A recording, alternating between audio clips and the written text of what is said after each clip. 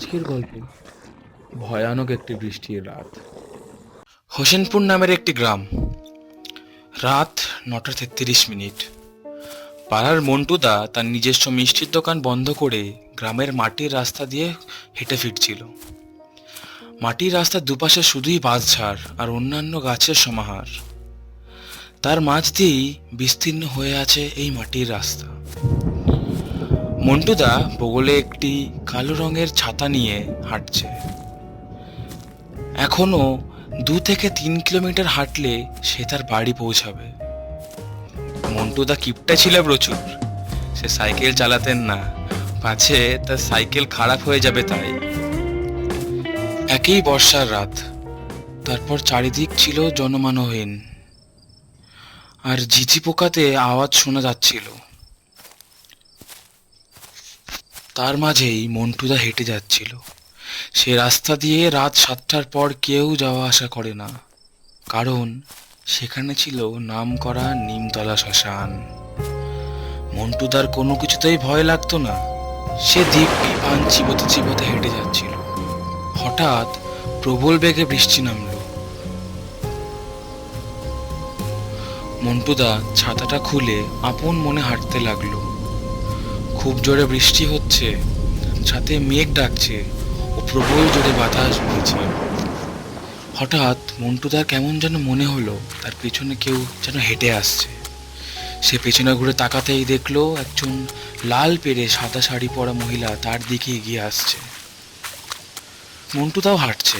কিছুক্ষণ পর সে পেছন ফিরে তাকাতেই দেখলো সেই মহিলাটি আর নেই। কিছুক্ষণ পর হঠাৎ মন্টুদা লক্ষ্য করলো সেই মহিলাটির মতোই একটি ছায়ামূর্তি বাঁশঝাড়ের ভেতর ঢুকে গেল। স্বাভাবিকভাবেই মন্টুদার এবার গা ছমছম করতে শুরু করলো।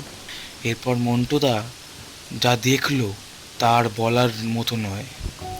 মন্টুদা দেখলো সামনে নিমতলা শ্মশানে একজন পড়ছে। এই ভারী বৃষ্টিতেও আগুন দিব্যি জ্বলছে।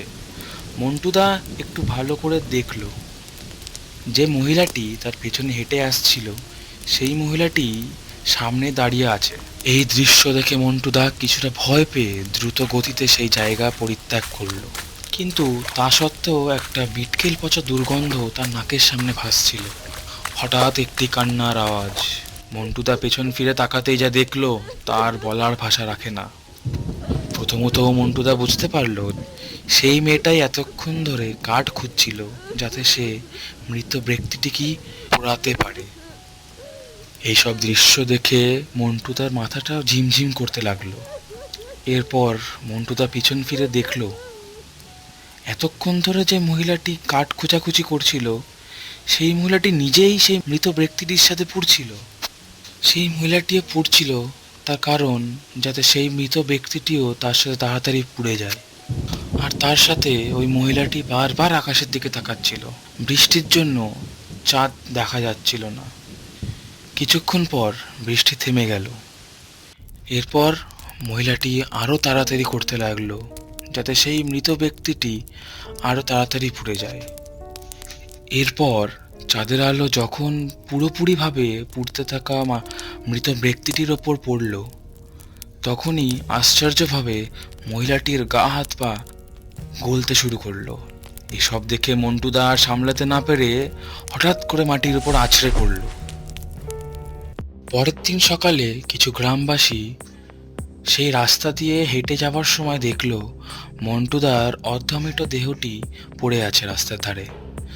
তারপর তারা সেই দেহটি উদ্ধার করে মন্টুদার বাড়িতে পৌঁছে দিল এবং মন্টুদার জ্ঞান ফিরতেই সে আগের দিন রাতের হওয়া সব ঘটনা সবাইকে খুলে বলল। আশা করি আমাদের আজকের ভিডিওটা আপনাদের ভালো লেগেছে।